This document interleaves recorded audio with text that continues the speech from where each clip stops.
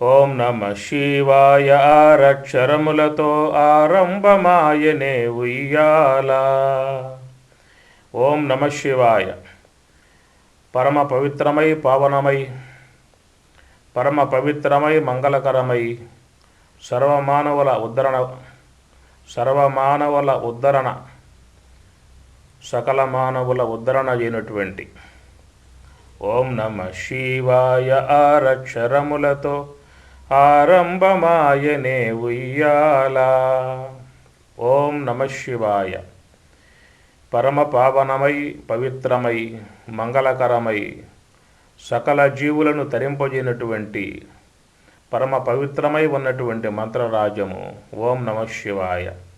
జపతో నాస్తి పాతకం.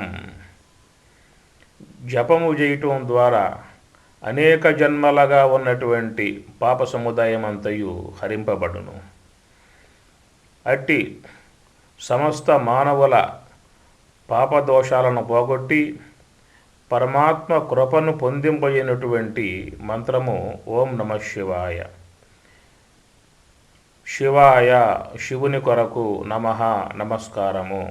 శివ మంగళకర, సమస్త జీవులను మంగళకరముగా చేయనటువంటిది శివతత్వము. ప్రతి శరీరమునందున్నటువంటి ఆత్మయే శివస్వరూపుడు. అట్టి ఆత్మ యొక్క ఆశ్రయంలో ఉండటం వలన ఈ శరీరములు మంగళకరముగా, పూజ్యవంతముగా, తేజవంతముగా ప్రకాశిస్తూ ఉన్నాయి. అట్టి ఆ శివతత్వం గనక లేని పక్షములో ఈ శరీరము శవమై కింద పడుతుంది.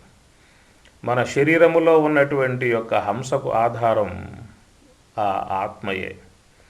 ఆత్మ యొక్క ఆశ్రయంలో ఉండే ఈ శ్వాస అనేటువంటిది సంచారం చేస్తూ ఉన్నది. ఆ శ్వాస యొక్క ఆధారం కారణంగా ఈ శరీరము మంగళకరముగా ప్రకాశిస్తూ ఉన్నది.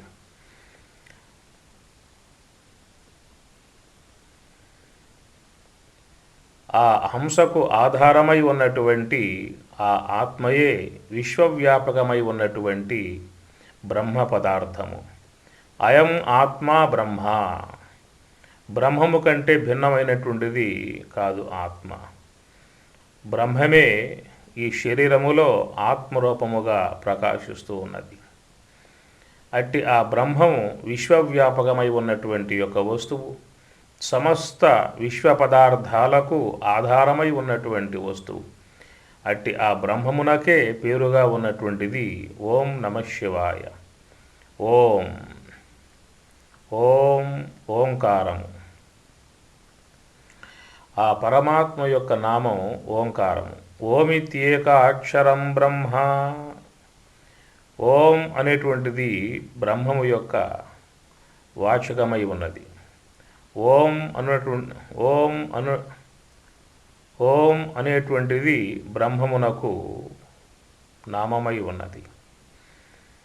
పరమశివుని శివ, శ్రీ మహావిష్ణువుని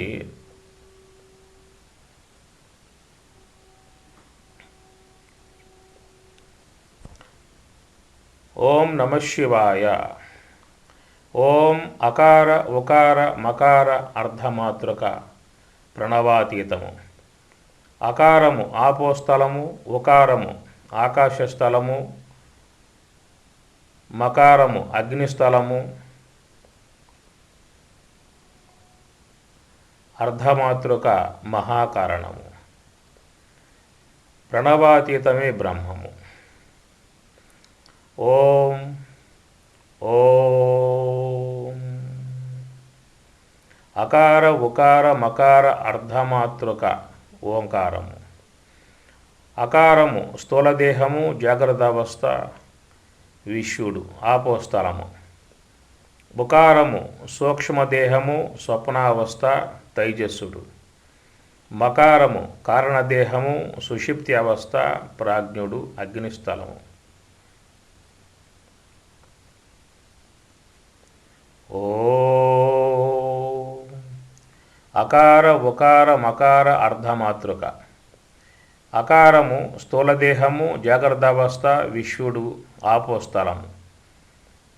ఉకారము సూక్ష్మదేహము స్వప్నావస్థ తైజస్సుడు ఆకాశస్థలము.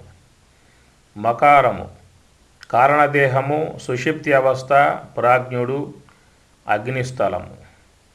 అర్ధమాతృక మహాకారణము తురీయము కూటస్థుడు వాయుస్థలము. ప్రణవాతీత స్వరూపమే బ్రహ్మము. అట్టి ఆ శుద్ధ బ్రహ్మము ఈ విశ్వబ్రహ్మాండమంతటి విశ్వబ్రహ్మాండమంతయు వ్యాపకమై ఉన్నది. అట్టి ఆ బ్రహ్మమే శివస్వరూపము, సర్వమంగళకర స్వరూపము. పవిత్రాణం పవిత్రం యో మంగళానాంచ మంగళం. పవిత్ర వస్తువులను పవిత్రాణం పవిత్రం యో మంగళానాంచ మంగళం. ఈ విశ్వములో పవిత్ర వస్తువుల కంటే కూడా పరమపావనమై పవిత్రమై ఉన్నటువంటిది బ్రహ్మము. అట్టి ఆ బ్రహ్మము ఈ విశ్వబ్రహ్మాండమంతటిని కూడా విశ్వబ్రహ్మాండమంతయు కూడా వ్యాపకమై ఉన్నది. ఓం నమః శివాయ ఆరక్షరములతో ఆరంభమాయనే ఉయ్యాల. రక్షకుడు చిన్మయుడు తొట్టి లోపల తాను ఊగుచూనున్నాడే ఉయ్యాల. రక్షకుడు సమస్త జీవుల్ని ఎల్లవెలలా కాపాడేటువంటి భగవంతుడు ఆ శివస్వరూపుడు. పరమాత్మ యొక్క ఆశ్రయంలోనే సమస్త జీవులు కూడా జీవిస్తూ ఉన్నాయి. పరమాత్మ యొక్క ఆశ్రయం లేకపోయింది అంటే ఏ ప్రాణి కూడా జీవించలేదు. పరమాత్మ యొక్క ఆశ్రయం లేకుండగా ఏ ప్రాణి జీవించలేదు. ఈశ్వర సర్వభూతానాం హృద్దేశే అర్జున తిష్టతి. సమస్త జీవుల హృదయమునందు ఆ పరమాత్మ ఉండి సమస్త ప్రాణులను కాపాడుతూ ఉన్నాడు. మన శరీరమునందు రోజుకు 21,600 సార్లుగా సంచరించేటువంటి ఆ శ్వాసకు ఆధారం భగవంతుడు. శ్వాస ఉంటేనే మనుగడ. శ్వాస లేకపోయిందా మనిషి శవమై పడుంటాడు. ప్రతి ప్రాణిలో ఉన్నటువంటి ఆ శ్వాసకు ఆధారంగా ఆ పరమాత్మ ఉన్నాడు. పరమేశ్వరుణ్ణి పశుపతి అని అంటారు. పశూనాం జీవానాం అధిపతి పశుపతి. సమస్త శరీరములు పశువులైతే అట్టి ఆ శరీరములకు ముకుత్రాడుగా ఈ శ్వాస ఉన్నది. అట్టి ఆ శ్వాసను పట్టుకుని పరమాత్మ సమస్త జీవులని ఆడిస్తూ ఉన్నాడు. కనుక పరమాత్మ యొక్క అధీనములోనే సమస్త జీవులు కూడా జీవిస్తూ ఉన్నాయి.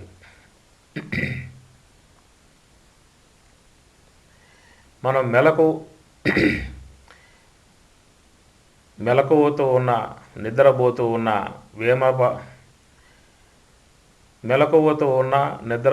ఉన్న, గుర్తులో ఉన్న, ఏమరపాటులో ఉన్న మన శరీరములో ఆడుతున్నటువంటి యొక్క శ్వాసకు మనం ఆధారం కాదు. పరమాత్మ యొక్క అధీనములో ఆ శ్వాస ఉన్నది కాబట్టే అందరూ కూడా జీవిస్తూ ఉన్నారు.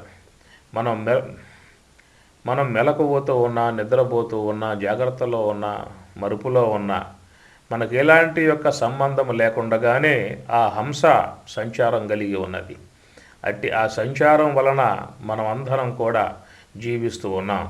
అట్టి ఆ సంచార యోగ్యమై ఉన్నటువంటి యొక్క శ్వాసకు ఆధారముగా పరమాత్మ ఉన్నాడు. మన శరీరములో ఉన్నటువంటి అన్ని భాగాలని కూడా ఆ పరమాత్మయే ప్రవర్తింపజేయిస్తూ ఉన్నాడు.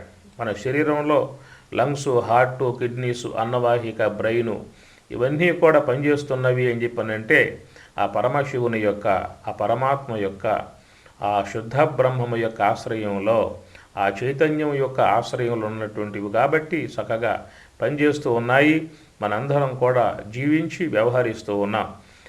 అందుచేత ఈ విశ్వములో ఉన్నటువంటి 84 లక్షల జీవరాశులు, ఈ విశ్వంలో ఉన్నటువంటి 80 ఈ విశ్వములో ఉన్నటువంటి సకల ప్రాణుల జీవనానికి మూలమై ఉన్నటువంటి యొక్క వస్తువు పరమాత్మ. ఆ పరమాత్మ యొక్క అధీనములో మన యొక్క ఊపిరి సంచారం కలిగి ఉన్నది. దాని కారణంగా సమస్త జీవులు కూడా జీవిస్తూ ఉన్నాయి. అందుచేత రక్షకుడు, ఎల్లవేళలా కాపాడేటువంటి వాడు భగవంతుడు. ఎవరైతే కృతజ్ఞతతో, ఎవరు పరమాత్మ పట్ల భక్తి భావన కలిగి భగవంతుణ్ణి సేవిస్తూ ఉంటారో వాళ్ళందరినీ కూడా పరమాత్మ ఎల్లవేళలా చల్లగా కాపాడుతూ ఉంటాడు.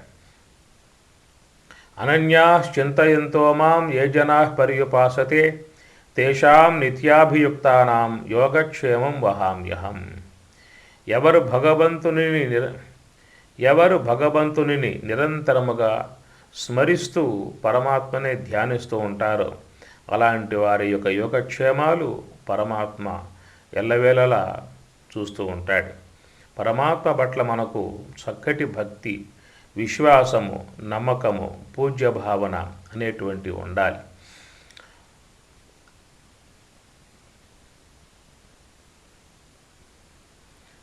రక్షకుడు చిన్మయుడు తొట్టి లోపల తాను ఊగుచూనున్నాడే ఉయ్యాల. విశ్వబ్రహ్మాండమంతటిని కూడా వ్యాపించి ఉన్నటువంటి ఆ పరమాత్మ మన శరీరం, విశ్వబ్రహ్మాండమంతటిని వ్యాప్తమై ఉన్నటువంటి, విశ్వబ్రహ్మాండమును వ్యాపించి ఉన్నటువంటి ఆ పరమాత్మ మన శరీరమునందు ప్రత్యేగాత్మరూపముగా ఉన్నాడు. దీంట్లో ఆయన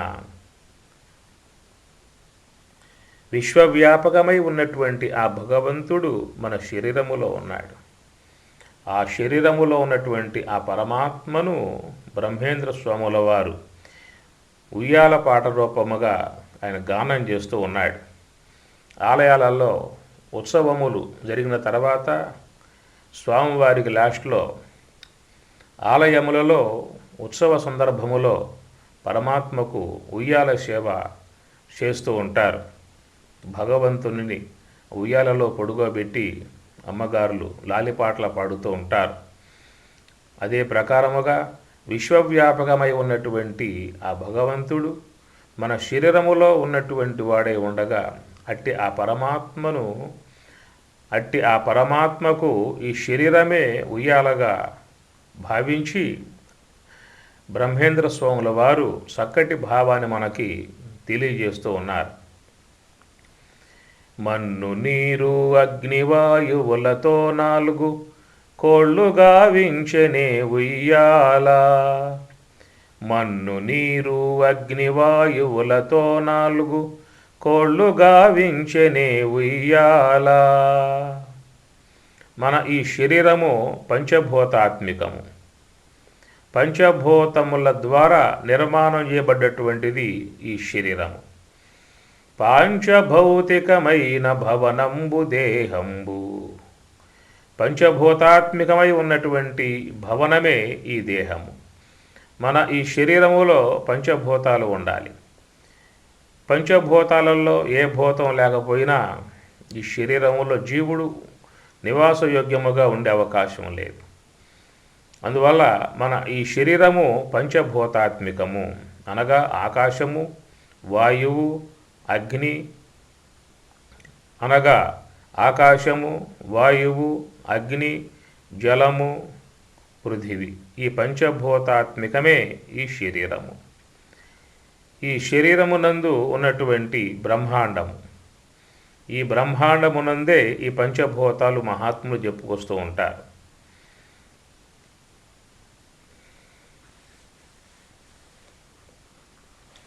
మన్ను నీరు అగ్నివాయువులతో 4 కోళ్ళు గావించెనే ఉయ్యాల.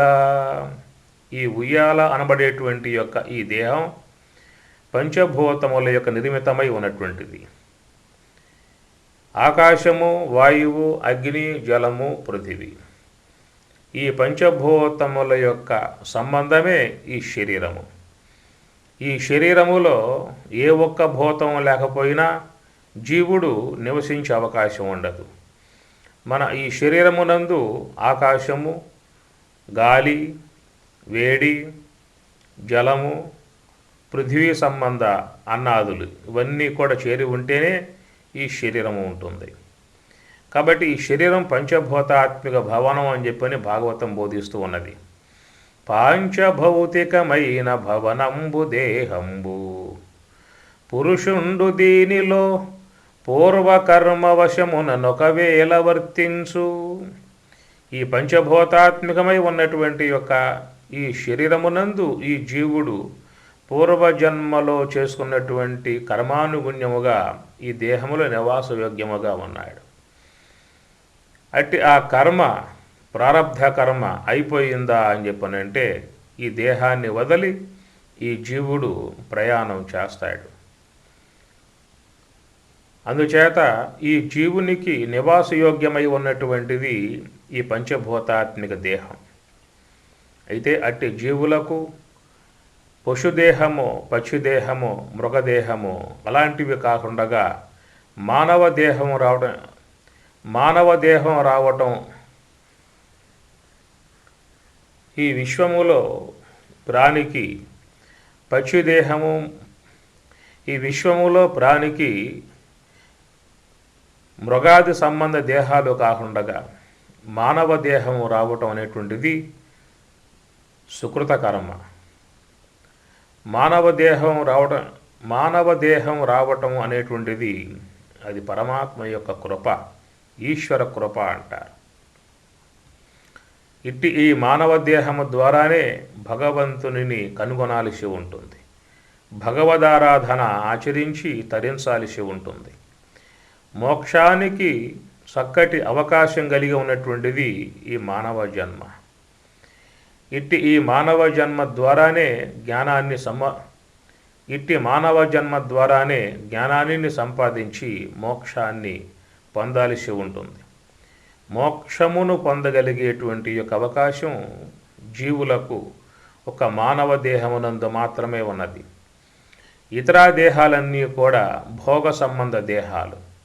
మానవ దేహం యోగ సంబంధ దేహం.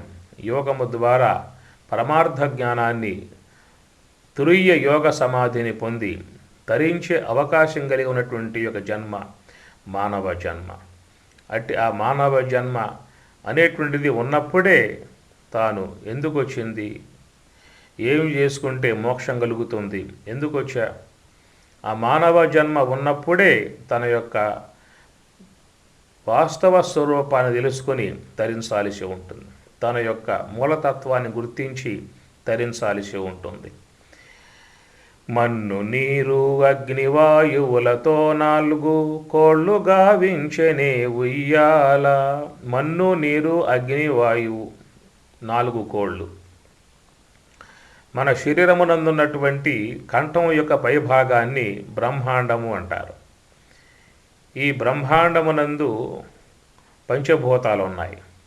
శ్రోత్రమాకాశే, వాయువు త్వక్కు, అగ్నిచక్షు, అప్సు జిహ్వ, పృథివ్యాం ఘ్రాణమితి.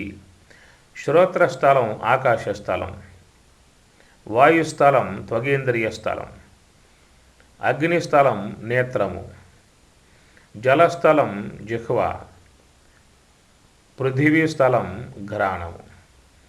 ఈ పంచభూతములలో ఈ బ్రహ్మాండమునందున్నటువంటి దీన్ని బ్రహ్మాండ విచారణ అని చెప్పనంటారు. మన్ను నీరు అగ్నివాయువులతో 4 కోళ్ళు గావించెనే ఉయ్యాల. మన్ను నీరు అగ్ని వాయువు ఈ 4 కోళ్ళు. ఆపోస్థలము పృథివీ స్థలం, ఆకాశస్థలం నీరు స్థలం, అగ్నిస్థలం నేత్రస్థలం, మన్ను పృథివీ స్థలము, మన్ను ఆపోస్థలము, నీరు ఆకాశస్థలము, అగ్ని నేత్రస్థలము, వాయు ఘ్రాణస్థలము. ఈ 4 స్థలములు మనలో. అనగా మన్ను ఆపోస్థలము స్థూలదేహము జాగ్రత్తావస్థ విశ్వడు, నీరు ఆకాశస్థలము సూక్ష్మదేహము స్వప్నావస్థ తైస్సుడు, అగ్ని నేత్రస్థలము, కారణదేహము, సుషుప్తి అవస్థ, ప్రాజ్ఞుడు. వాయువు ఘ్రాణస్థలము, మహాకారణము, తురీయము, కూటస్థుడు. ఈ నాలుగింటికి అతీతమై ఉన్నటువంటిదియే శుద్ధ బ్రహ్మము యొక్క స్థలము. మన్ను, నీరు, అగ్ని, వాయు ఈ 4 కోళ్లతో లోక వ్యవహారం అంతా ఉన్నది.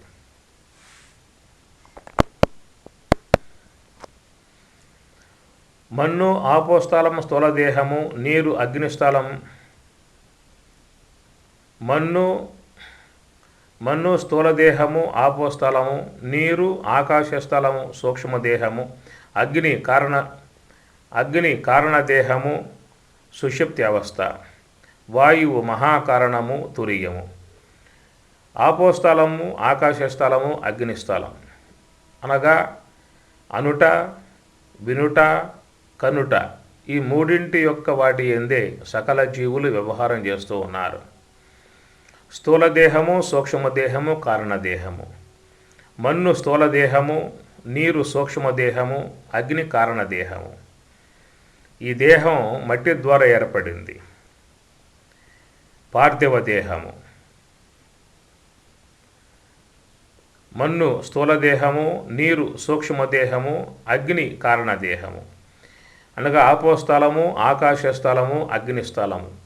ఈ 3 దేహములతోనే లోకమంతా కూడా సంబంధం పడి ఉన్నది. స్థూలదేహ సంబంధముతో ఈ లోక వ్యవహారము, సూక్ష్మదేహ సంబంధముతో స్వప్న వ్యవహారము, కారణదేహ సంబంధముతో సుషుప్తి విధానము. ఈ 3 అవస్థలలోనే సకల జీవులు కూడా సంచారం చేస్తూ ఉన్నాయి. 4వదగు వాయుస్థలం, అది మహాకారణము. ఈ మహాకారణముతో సంబంధం పడి ఉండేటువంటి వారిని యోగులు అని చెప్పనంటారు. నివృత్తి మార్గములో పయనించేటువంటి వారు ఈ యొక్క హంస యొక్క మార్గములో పయనించవలసి ఉంటుంది. మిగతా జీవులంతా కూడా ఈ 3 యొక్క సంబంధంతోనే లోక వ్యవహారం చేసుకుంటూ ఉంటారు. స్థూలదేహం యొక్క సంబంధం ద్వారా జాగ్రత్తానుభవములో ఉండి శబ్ద, స్పర్శ, రూప, రసగంధాది విషయాలని ఆస్వాదిస్తూ ఉంటారు. మనస్సు అనేది ఇంద్రియములతో సంబంధం పడ్డప్పుడు ఈ లోకములో ఉన్నటువంటి శబ్ద, స్పర్శ, రూప, రసగంధాది విషయాలని ఆస్వాదించటం జరుగుతుంది. స్వప్నావస్థలో ప్రవేశించినప్పుడు జీవుడు సూక్ష్మదేహంతో సంబంధం పడి ఉంటాడు. ఆ సూక్ష్మదేహములో ఉన్నటువంటి యొక్క వాసనలతో సంబంధం పడి స్వప్న వ్యవహారాన్ని చేస్తూ ఉంటాడు. ఈ స్వప్న వ్యవహారము అని చెప్పనగా సూక్ష్మదేహములో ఉన్నటువంటి యొక్క వాసనల యొక్క సంబంధముగా ఏర్పడేటువంటి యొక్క లోకాన్నే స్వప్నలోకము అని చెప్పని అంటారు. ఈ స్వప్న వ్యవహారం అంతా కూడా తైజస్సుడు అనేటువంటి యొక్క పేరుతో ఆ జీవుడు దానిని ఆస్వాదిస్తూ ఉంటాడు. ఈ స్వప్న వ్యవహారము, జాగ్రత్త వ్యవహారము ఈ 2 లేకుండా ఉన్నటువంటి విధానమే కారణదేహము, సుషుప్తి అవస్థ. సుషుప్తి అవస్థలో ఉన్నప్పుడు స్వప్న వ్యవహారము కానీ జాగ్రత్త వ్యవహారం కానీ తెలియబడవు. ఈ 2 కూడా తెలియకుండా ఉన్నటువంటి దానినే సుషుప్తి అవస్థ అని చెప్పని అంటారు. అది కారణదేహం ద్వారా ఏర్పడుతుంది. లోకములో అందరూ కూడా మన్ను, నీరు, అగ్ని అనగా స్థూలదేహము, సూక్ష్మదేహము, కారణదేహము. ఈ దేహాన్ని మన్ను అన్నారు. మానవుడు పార్థివుడు, పృథ్వీ సంబంధం గలవాడు. ఈ దేహము అనేది ఉన్నంత వరకే ఈ యొక్క లోకంలో ఉన్నటువంటి యొక్క మట్టి దేహాలతో సంబంధం పడి వ్యవహరించే అవకాశం ఉన్నది. ఈ దేహం గనక పోయిందా అంటే ఈ లోకములో ఉండే అర్హత లేదు. ఎవరితో కూడా కలిసి జీవించే అవకాశం లేదు. అందుచేత ఈ లోకములో ఉన్నటువంటి యొక్క మానవ సముదాయముతో సంబంధాన్ని పెంపొందింపజేసింది ఈ స్థూలదేహం కాబట్టి ఈ దేహం మట్టి సంబంధము అన్నారు. కనుక ఈ దేహం మట్టి వల్లే వచ్చింది, మట్టితోనే పెరిగింది, మట్టిలోనే కలిసిపోతుంది. మన్ను, నీరు సూక్ష్మదేహం. ఏ విధంగా నీరు పల్లానికే ప్రవహిస్తుందో అట్లా ఈ సూక్ష్మదేహం కూడా అనాత్మ వైపుకు, ప్రపంచం వైపుకే పయనిస్తుంది. అంతర్ముఖంగా పయనించటము అని చెప్పనంటే దానికి అలవాటు లేదు. అంతర్ముఖముగా పయనింపజేసేటువంటి విధానం యోగులకు ఉంటుంది. సమస్త జీవుల యొక్క సూక్ష్మదేహాలు బహిర్గతంగానే పయనిస్తూ ఉంటాయి. జల సంబంధమై ఉన్నది కాబట్టి ఎట్లా ఆ జలం అగాధములో పడిపోతూ ఉంటుందో అట్లా ఈ సూక్ష్మదేహము కూడా ఈ విషయ ప్రపంచం అనేటువంటి యొక్క అగాధం వైపుకే పయనిస్తూ ఉంటుంది. నిరంతరముగా ఈ సూక్ష్మదేహం ఈ బయట ఉన్నటువంటి యొక్క విషయ సముదాయం వైపుకే పయనిస్తూ ఉంటుంది. శ్రోత్రం చక్షుస్పర్శనంచ రసనం ఘ్రాణమేవ చ అధిష్టాయ మనశ్చాయం విషయాన్. శ్రోత్ర త్వక్కు చక్షువు జిహ్వ ఘ్రాణము ఈ పంచేంద్రియముల గుండగా బయటికి పోయి ఈ బయట ఉన్నటువంటి యొక్క విషయ ప్రపంచంలో పడిపోవటమే ఈ సూక్ష్మదేహానికి అలవాటై ఉన్నటువంటి విధానం. అందుచేత ఈ సూక్ష్మదేహాన్ని జలముతో పోలుస్తారు. కారణదేహం అగ్ని, నేత్రస్థలము అగ్నిస్థలము కనుక కారణదేహస్థమై ఉన్నటువంటి ఆ తైజసుడు సుషుప్తి అనుభవాన్ని పొందుతూ ఉంటాడు. ఎత్ర సుప్తో న కంచన కామం కామయతే న కంచన తత్సుషుప్తం సుషుప్తస్థాన ఏకీభూత. సుషుప్తిలో ఉన్నటువంటి అతడు ఏకీభూత ఒక్కడే అయి ఉంటాడు. అనగా జ్ఞానేంద్రియములు, కర్మేంద్రియములు, అంతరేంద్రియములు అన్నీ కూడా లయం కాగా కేవలం ఒక్కడే ఉండి ఏకీభూత ప్రజ్ఞానఘన ఏవ ఆనందభుక్కు ఆ సుషుప్తిలో ఆత్మ యొక్క సుఖ అనుభవాన్ని పొందుతూ ఉంటాడు. అనగా ఏ విధమైనటువంటి యొక్క ఆవరణం లేకపోవడం కారణముగా ఏ విధమైనటువంటి ఆవరణం లేకపోవటం కారణముగా సుషుప్తిలో ఆత్మసుఖాన్ని పొందుతూ ఉంటాడు.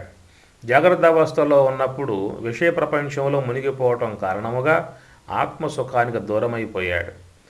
స్వప్నమునందు ఆ యొక్క వాసనా సంబంధమై ఉన్నటువంటి ప్రపంచంలో మునిగిపోవటం కారణముగా పరమాత్మ యొక్క ఆనందానికి దూరమైపోయాడు. ఈ జాగ్రత్త ప్రపంచము, స్వప్న ప్రపంచము ఈ రెండు లేని కారణంగా సుషుప్తిలో ఏకీభూత ఒక్కడే ఉండి ఆవరణరహితముగా ఉన్నటువంటి అట్టి ఆ జీవుడు ఆత్మ యొక్క ఆనందాన్ని చక్కగా పొందుతూ ఉన్నాడు. అందుచేత ఈ మూడింటి యొక్క స్థానముల యందే అందరూ కూడా పరిమితమై ఉన్నారు. అనగా మన్ను సంబంధమై ఉన్నటువంటి స్థూలదేహము, నీటి యొక్క సంబంధమై ఉన్నటువంటి యొక్క సూక్ష్మదేహము, అగ్ని యొక్క సంబంధమై ఉన్నటువంటి కారణదేహము ఈ మూడింటి యొక్క సంబంధములు కలిగి ఉన్నారు. ఈ మూడింటిని విడనాడి నాలుగవదగు మహాకారణములో ప్రవేశించేటువంటి వారు యోగులు, మహాత్ములు. నివృత్తి మార్గములో పయనించేటువంటి యొక్క ఉద్దేశం ఉన్నటువంటి వారు మహాకారణమునందు ప్రవేశించాల్సి ఉంటుంది. ప్రవృత్తి మార్గమునందు పయనించేటువంటి యొక్క ఉద్దేశం ఉన్నటువంటి వారు స్థూలదేహ, సూక్ష్మదేహాలతో సంబంధం పడవలసి ఉంటుంది. లోకమంతా కూడా ఇదే మార్గంలో పయనిస్తూ ఉన్నది. ఒక మహాత్ములు మాత్రమే గురువు ద్వారా తత్వశాస్త్ర అధ్యయనం, గురువు ద్వారా మార్గాన్ని గ్రహించి ఆ హంస యొక్క మార్గములో, నివృత్తి మార్గములో పయనించేటువంటి వారే ఆత్మ యొక్క అనుభవాన్ని పొందగలుగుతారు. ఈ నివృత్తి మార్గములో, హంస యొక్క మార్గములో పయనించేటువంటి యొక్క విధానాన్ని నాలుగవదగు సమాధి అంటారు. ఆ మనస్సు, శ్వాస రెండు లయమైపోయిన తర్వాత ఏ బ్రహ్మమైతే మిగిలి ఉంటుందో అట్టి ఆ యొక్క యోగ సమాధి అందున్నటువంటిది తురీయ అతీతము అంటారు. తురీయ అతీతమునందున్నటువంటి ఏ బ్రహ్మమైతే ఉన్నదో అట్టి ఆ బ్రహ్మమునకు ఈ నాలుగు, తురీయ అతీతమునందు తెలియబడేటువంటి ఏ బ్రహ్మమైతే ఉన్నదో అట్టి ఆ బ్రహ్మ చైతన్యము మన ఈ శరీరమునందు ప్రత్యేగాత్మగా ఉన్నది. అట్టి ఆ ప్రత్యేగాత్మకు ఉయ్యాలగా అన్య కార్యములను అట్టి ఆ బ్రహ్మ చైతన్యము ఈ శరీరమునందు ప్రత్యేగాత్మగా ఉన్నది. అట్టి ఆ ప్రత్యేగాత్మ ఈ శరీరములో ఉన్నటువంటిది అయి సకల వ్యవహారములకు అట్టి ఆ చైతన్యము ఈ శరీరమునందు ప్రత్యేగాత్మగా ఉన్నది. అట్టి ఆ ప్రత్యేగాత్మగా ఉన్నటువంటి పరమాత్మకు ఈ దేహం ఉపాధిగా ఉన్నది. ఆ ఉపాధిగా ఉన్నటువంటి ఈ దేహమే ఉయ్యాలగా ఉన్నది. ఆ ఉయ్యాలగా ఉన్నటువంటి యొక్క దానికి ఈ 4 కూడా కోళ్ళై ఉన్నాయి. 4 కోళ్ళు, మన్ను నీరు అగ్ని వాయువులతో 4 కోళ్ళు గావించనే ఉయ్యాల. తురియ అతీతమునందున్నటువంటి యొక్క ఆ బ్రహ్మమునకు ఈ 4 అనగా స్థూలదేహము, సూక్ష్మదేహము, కారణదేహము, మహాకారణము అనబడేటువంటి 4 కోళ్ళుగా ఉండి వ్యవహార విధానములో కలిగి ఉన్నాయి. సర్వవ్యాపకమై ఉన్నటువంటి యొక్క ఆ బ్రహ్మము మన శరీరమునందు సర్వవ్యాపకమై ఉన్నటువంటి యొక్క ఆ బ్రహ్మము మన ఈ దేహమునందు ప్రత్యేగాత్మగా ఉన్నది. ఆ ప్రత్యేగాత్మగా ఉన్నటువంటి తురీయ యోగ సమాధి అనగా సర్వవ్యాపకమై ఉన్నటువంటి యొక్క ఆ బ్రహ్మము మన ఈ దేహమునందు ప్రత్యేగాత్మగా ఉన్నది. అట్టి ఆ ప్రత్యేగాత్మకు ఈ 4 కూడా సర్వవ్యాపకమై ఉన్నటువంటి యొక్క ఆ బ్రహ్మము మన ఈ దేహమునందు ప్రత్యేగాత్మగా ఉన్నది. ఇట్టి ఈ దేహమే ఉయ్యాల. ఈ ఉయ్యాలగా ఉన్నటువంటి యొక్క ఈ దేహానికి 4 కోళ్ళు అనగా ఆపోస్థలము, ఆకాశస్థలము, అగ్నిస్థలము, మహాకారణము. ఆపోస్థలం పృథివీ, ఆకాశస్థలం జలము, అగ్నిస్థలం అగ్ని,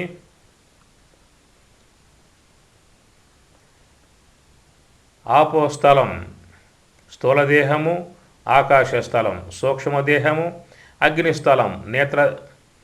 అగ్నిస్థలము కారణదేహము, వాయుస్థలం మహాకారణము.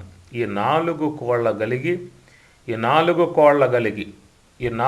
కోళ్ళు 4 దిక్కులుగా 4 కోళ్ళు కలిగి ఉన్నటువంటి యొక్క ఈ దేహము, ఈ దేహ వ్యవహారము అనగా ఏ విధముగా ఉయ్యాల ఆ వైపుకి ఈ వైపుకి పయనిస్తూ ఉంటుందో ఆ విధముగానే ఈ లోన ఉన్నటువంటి యొక్క ఈ జీవుడు కూడా ఆ వైపుకి ఈ వైపుకి అనగా స్థూలదేహము ద్వారా జాగ్రత్త అవస్థ, సూక్ష్మదేహము ద్వారా స్వప్నావస్థ, కారణదేహము ద్వారా సుషుప్తి అవస్థ, మహాకారణము ద్వారా యోగ సమాధి అనేటువంటివి ప్రాప్తిస్తూ ఉంటాయి.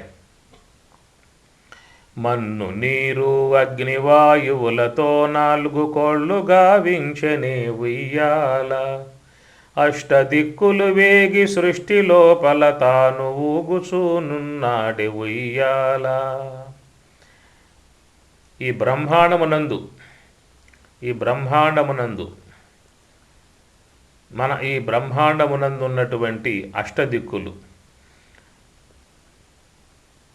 తూర్పు, పడమర, ఉత్తరము, దక్షిణము, అష్టదిక్కులు వేగి సృష్టి లోపల తాను ఊగుచూనున్నాడు ఉయ్యాల.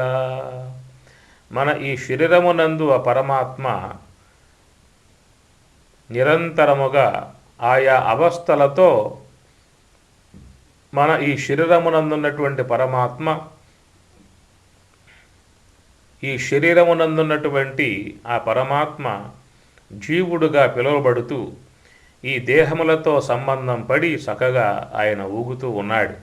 స్థూలదేహము ద్వారా జాగ్రత్త అవస్థ, సూక్ష్మదేహము ద్వారా స్వప్నావస్థ, కారణదేహము ద్వారా సుషుప్తి అవస్థ, మహాకారణము ద్వారా యోగ సమాధి. ఈ విధముగా నిరంతరముగా ఆయా దేహాలతో సంబంధం పడి పరమాత్మ ఇక్కడ ఊగుతూ ఉన్నాడు. నులక 25 పంచభూతంబుల మాయతో అల్లెనే ఉయ్యాల. అయితే ఆ ఉయ్యాల తొట్టికి నులక కావాలి.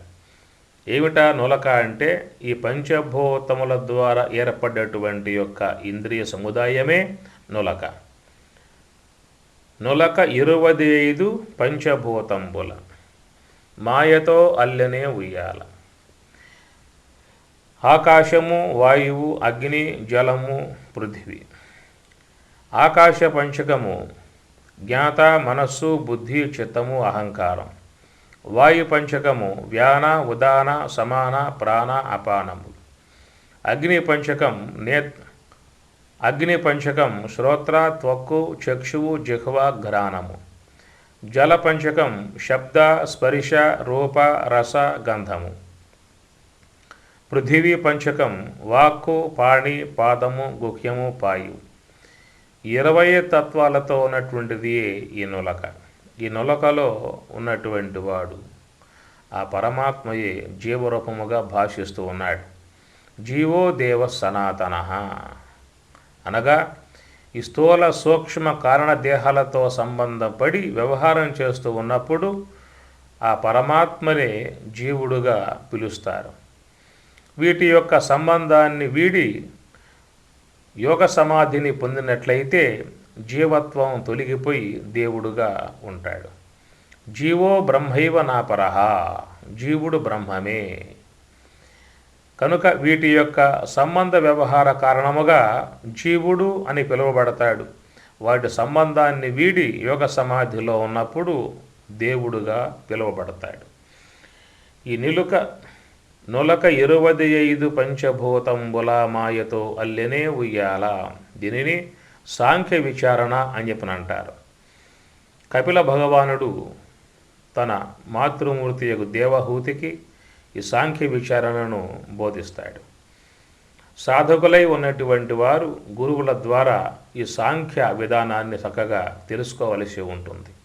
దాని సృష్టి క్రమము అని చెప్పనంటారు.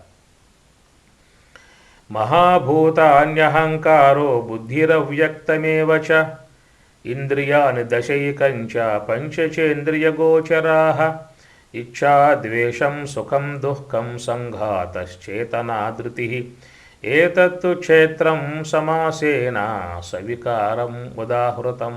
ఏతత్తు క్షేత్రం, దీనినే క్షేత్రము అని చెప్పనంటారు. ఈ 20 తత్వాలతో ఉన్నటువంటి విధానాన్ని సాంఖ్య విచారము అని చెప్పనంటారు. దాన్ని స్థూలదేహ పంచీకరణ, సూక్ష్మదేహ పంచీకరణ అని 2 విధాలుగా ఉంటుంది. తన్మాత్రల యందలి తామసికాంశము చేత స్థూలదేహం ఏర్పడుతుంది. తన్మాత్రల యందలి సాత్విక రాజసాంశముల చేత సూక్ష్మదేహం అనేది ఏర్పడుతుంది. ఈ విధానాన్ని గురువుల ద్వారా విన్నట్లయితే చక్కటి విషయం అవగాహనకు వచ్చే అవకాశం ఉంటుంది. నులక 25 పంచభూతంబుల మాయతో అల్లెనే ఉయ్యాల. ఈ సమస్త విశ్వబ్రహ్మాండానికి ఆధారమై ఈ సమస్త విశ్వబ్రహ్మాండమునకు ఉపాదాన కారణమై ఉన్నటువంటిది మాయ. ఆ మాయ అనేటువంటి దాని యొక్క కార్యమే ఈ విశ్వమంతా కూడా. ఏ విధంగా ఘటానికి మట్టి కారణమై ఉన్నదో ఆ ప్రకారంగా ఈ విశ్వబ్రహ్మాండానికి మాయ ఉపాదాన కారణమై ఉన్నది. కుమ్మరి నిమిత్త కారణం, సర్వేశ్వరుడు నిమిత్త కారణం. ఈ జగత్తంతా మాయా కార్యము. ఏ విధంగా ఘటమునందు మట్టే ఉన్నదో ఈ విశ్వమంతా కూడా మాయా కార్యము. మాయను బట్టే విశ్వమంతా మాయా కల్పనయే విశ్వమంతా కూడా. మాయా అధిష్టాన స్వరూపం బ్రహ్మము. మమ మాయా దురత్యయ, నా మాయ దాటశక్యం ఎవరికీ కాదు. నా మాయ దాటటం ఎవరికీ సాధ్యము కాదు. భక్తిపూర్వకముగా నన్ను ఆశ్రయించి నన్ను సేవించేటువంటి వారు మాత్రమే మాయను దాటగలుగుతారు. మాయ దాటగలిగేటువంటి ఏకైక ఉపాయం అంతర్ముఖ ప్రయాణం. బహిర్ముఖ ప్రయాణం ఉన్నంత వరకు ఈ మాయా సంబంధ కార్యాల్లోనే మనం మునిగి ఉంటాం. ఒక నివృత్తి మార్గము ద్వారానే పరమాత్మను చేరుకోవటం జరుగుతుంది. ఆ పరమాత్మ యొక్క ఆశ్రయం ద్వారా వాళ్ళకి మాయా సంబంధ వ్యవహారం పరమాత్మ యొక్క ఆశ్రయాన్ని పొంది ఉన్నటువంటి వారు ఈ మాయతో ఎలాంటి సంబంధం లేక వాళ్ళు తరించి ఉంటారు. తెలుపు ఎరుపు నలుపు పసిడి వన్నెల పట్టు పరుపు గావించెనే ఉయ్యాల.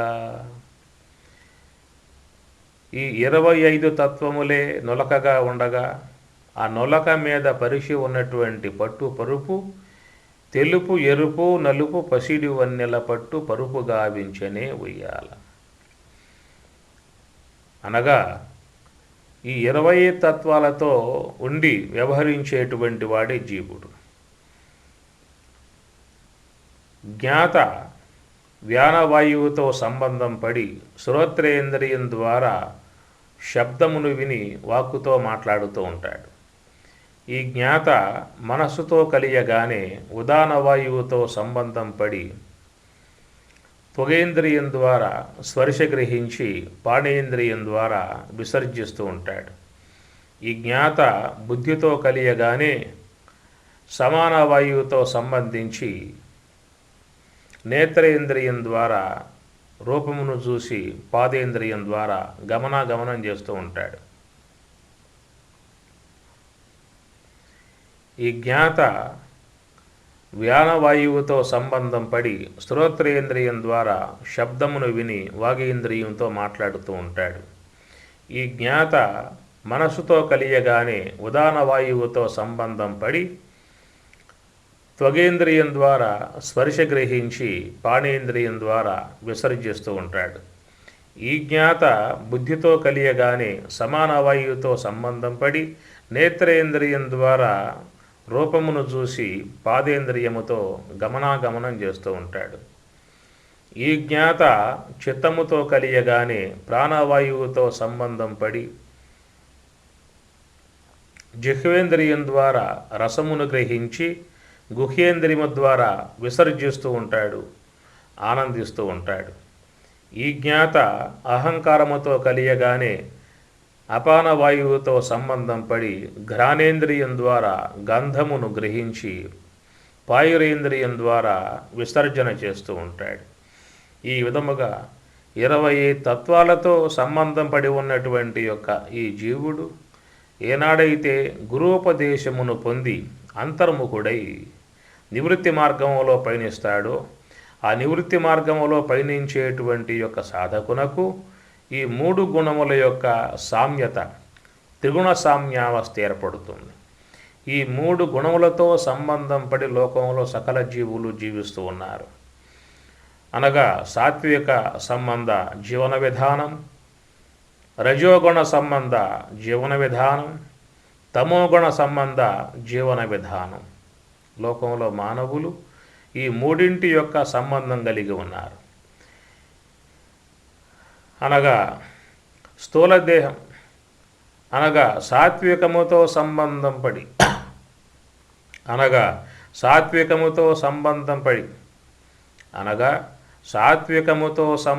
పడి జీవించే జీవన విధానం లోకంలో చాలామంది తక్కువ. సాత్వికముతో సంబంధం పడి జీవించే సాత్విక గుణముతో సంబంధం పడి జీవించేటువంటి జీవులు చాలా తక్కువ మందిగా ఉంటారు. ఈ లోకములో చాలా వరకు ఈ రజోగుణ సంబంధము లోకములో చాలామంది ఈ రజోగుణముతో సంబంధం పడి ఎక్కువ జీవితాన్ని జీవిస్తూ ఉంటారు. రజో రాగాత్మికం విద్ధి తృష్ణా సంగ సముద్భవం. రజస్సు వలన రాగం, తృష్ణ. రాగం అనగా అనేక పదార్థముల యందు ఉండేటువంటి యొక్క అపేక్ష, దాని రాగము అంట. అనేక పదార్థములను ఈ లోకములో ఉన్నటువంటి యొక్క విశ్వ పదార్థములు నావి, వీరంతా కూడా నావారు.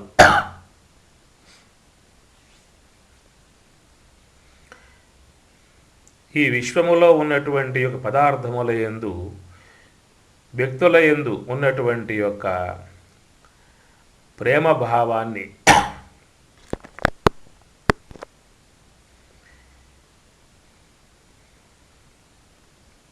ఈ విశ్వ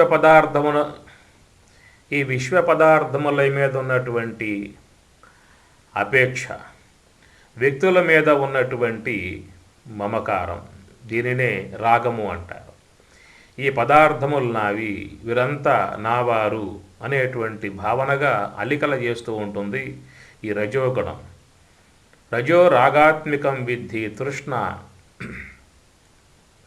రజో రాగాత్మికం విద్ధి తృష్ణ, తృష్ణ అనగా ఆశ. ఎంత సంపాదించినప్పటికీ కూడా తృప్తి చెందక ఇంకా సంపాదించాలి ఇంకా సంపాదించాలి అనేటువంటి ఒక భావనగా జీవులను లాక్కుపోతూ ఉంటుంది. ఈ జీవితమంతా ఈ భౌతికమై ఉన్నటువంటి యొక్క వస్తువుల్ని సంపాదించుకొని కూడబెట్టుకోవటంతోనే జీవితం అయిపోతూ ఉన్నది. ఎందుకు వచ్చామో, దేనికోసం వచ్చానో, ఏం చేసుకుంటే ఆత్మజ్ఞానం కలుగుతుందో అనేటువంటి జన్మ తరింపు సంబంధమై ఉన్నటువంటి యొక్క మార్గం వైపుకి ఈ రజోగుణం తీసుకుపోదు. కేవలం విశ్వ పదార్థముల మీద ఉన్నటువంటి అపేక్ష, వ్యక్తుల మీద ఉన్నటువంటి యొక్క రాగముతోనే ఈ జీవులను ఈ రజోగుణం తీసుకుపోయి ఆ విధంగా బంధిస్తూ ఉన్నది. తమహతు అజ్ఞానజం విద్ధి మోహనం సర్వదేహినం ప్రమాద ఆలస్య. ఈ తమో గుణం అనబడేటువంటిది, ఈ తమో గుణము అనేటువంటిది అజ్ఞానజం, అజ్ఞానం వల్ల ఏర్పడుతుంది. మోహనం సమస్త విశ్వ పదార్థములయందు మోహాన్ని పొందింపజేస్తుంది. ఉన్నటువంటి యొక్క వస్తువు పరమాత్మ. మోహము అని చెప్పనగా ఉన్నది ఒకటైతే ఇంకో విధముగా భ్రమింపజేసేటువంటి దానినే మోహము అంటారు. అవాస్తవములను వాస్తవము అని, అవాస్తవ పదార్థాలని అసత్యమై ఉన్నటువంటి యొక్క వాటి యందు సత్య పదార్థ భావన కలగజేసేటువంటిది మోహము. అనగా త్రాటి యందు మిథ్యాసర్పము, ముచ్చెపు చెప్పయందు వెండి భావన. అనగా త్రాటి యందు మిథ్యాసర్ప భావన, ముచ్చెపు చెప్పయందు వెండి, స్థాణువు యందు పురుషుడు. ఇట్లా భ్రాంతిజన్యమై ఉన్నటువంటి యొక్క వాటి యందు, ఇట్టి భ్రాంతిజన్యమై ఉన్నటువంటి యొక్క వాటి యొక్క ఈ భ్రాంతిజన్యమై ఉన్నటువంటి పదార్థముల వైపుకు లాక్కుపోయేటువంటిదియే మోహము. ఆ మోహజన్యమై మోహము, అట్టి మోహ కారణమై ఉన్నటువంటిది అజ్ఞానం. ఇటు అజ్ఞానములో జీవులు కూరుకుపోయి ఇటు అజ్ఞానమునందు జీవులు పడి కేవలం మోహ సంబంధ జీవితాన్ని జీవిస్తూ ఉన్నారు. మోఘాశ మోఘకర్మాణః మోఘజ్ఞాన విచేతసః రాక్షసీం ఆసురీం చైవ ప్రకృతిం మోహినీం శ్రితాః. రాక్షసీ సంబంధమై, ఆసురీ సంబంధమై, మోహ సంబంధమై ఉన్నటువంటి యొక్క ఈ అజ్ఞానము జీవులను ఆ భ్రాంతి సంబంధమై ఉన్నటువంటి యొక్క మార్గంలో వైపుకే తీసుకుపోతూ ఉన్నది. అందుచేత ఇట్టి ఈ మూడు గుణములకు సంబంధం లేకుండగా ఈ మూడు గుణములను జయించి ఇట్టి ఈ మూడు గుణములను నివృత్తి మార్గముకు మహాకారణము యొక్క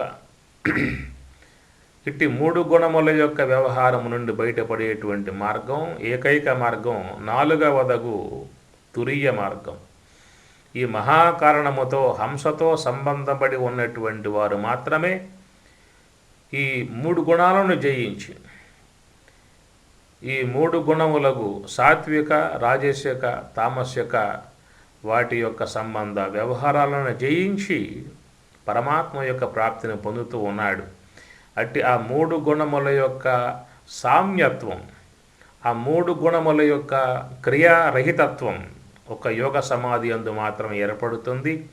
అట్టి ఆ యోగ సమాధి యందు సాధకుడు సాత్విక, రాజసిక, తామసికములను త్రిగుణ సామ్యావస్థను పొందటం కారణముగా అది ఆ భగవంతునకు మెత్తటి పొరుపులాగా తెలుపు, ఎరుపు, నలుపు, పసిడి వన్నెల పట్టు పరుపుగా వించెనే ఉయ్యాల.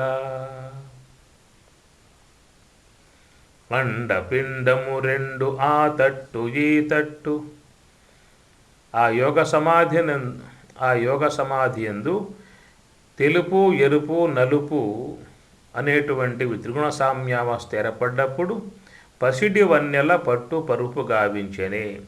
శుద్ధ సాత్వికమై ఉన్నటువంటిదియే ఆ పట్టు పరుపు. అట్టి ఆ పట్టు పరుపు ఎందున్నటువంటి తత్వమే శుద్ధ బ్రహ్మము. అట్టి ఆ శుద్ధ బ్రహ్మమును యోగ సమాధిలో సాధకుడు పొంది ఆ బ్రహ్మమునందే రమిస్తూ ఆనందిస్తూ ఉన్నాడు. ఏషా బ్రాహ్మీ స్థితి పార్థ. దాని యోగ సంబంధ అది అది బ్రాహ్మీ సంబంధ అనుభవమై ఉంటుంది. అట్టి ఆ బ్రాహ్మీ సంబంధ అనుభవమునందు ఈ త్రిగుణ సామ్యావస్థయగు శుద్ధ సాత్విక పట్టు పరుపు ఈ త్రిగుణ సామ్యావస్థయగు పట్టు పరుపు ఎందు ఆ యోగ సమాధిస్థుడు ఉంటాడు. అండ పిండము రెండు ఆ తట్టు ఈ తట్టు దిండ్లుగా వించెనే ఉయ్యాల. రెయ్యి పవలు రెండు స్తంభములుగా వించి బయలు దూలము చేసి ఉయ్యాల. బ్రహ్మాండమునందున్నటువంటి ఆ భగవంతునకు అండ పిండ రెండు కూడా రెండు దిండ్లుగా అమర్పబడ్డాయి. బ్రహ్మాండ నాయకుడు, విశ్వ బ్రహ్మాండాలకు అధిష్టానమై ఉన్నటువంటి భగవంతుడు అక్షర అంబరాంతద్రుతే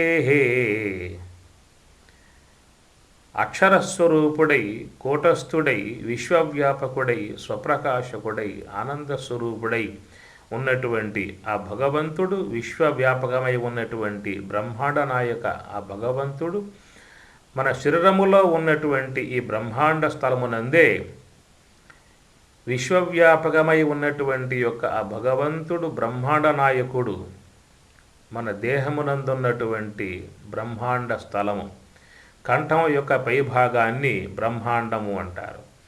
అట్టి ఆ బ్రహ్మాండమునందే ఆ బ్రహ్మాండ నాయకుణ్ణి తెలుసుకోవలసి ఉంటుంది.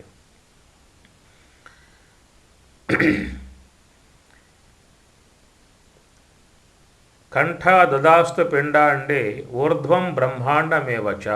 కంఠం యొక్క పైభాగాన్ని బ్రహ్మాండము అంటారు. అట్టి ఆ బ్రహ్మాండమునందున్నటువంటి ఆ సర్వేశ్వరునకు అండపిండాండము రెండు. బ్రహ్మాండమునందు స్వప్రకాశుడై ఆనందస్వరూపుడై ఉన్నటువంటి ఆ పరమాత్మకు అండ పిండములు రెండు దిండ్లుగా అమర్పబడ్డాయి.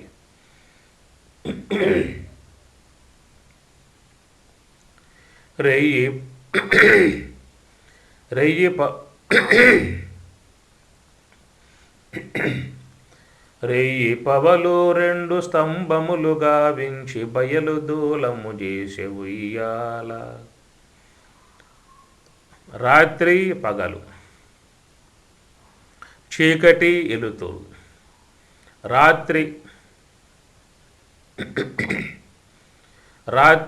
పగలు. రాత్రి అనగా అజ్ఞానము, పగలు అనగా జ్ఞానము. రాత్రి అనగా అవిద్య, పగలు అనగా విద్య. ఈ రెండింటి యందు ఈ రెండు మనలో ఉన్నాయి. బహిర్ముఖంగా పయనింపజేసేది అజ్ఞానము, అంతర్ముఖంగా పయనింపజేసేది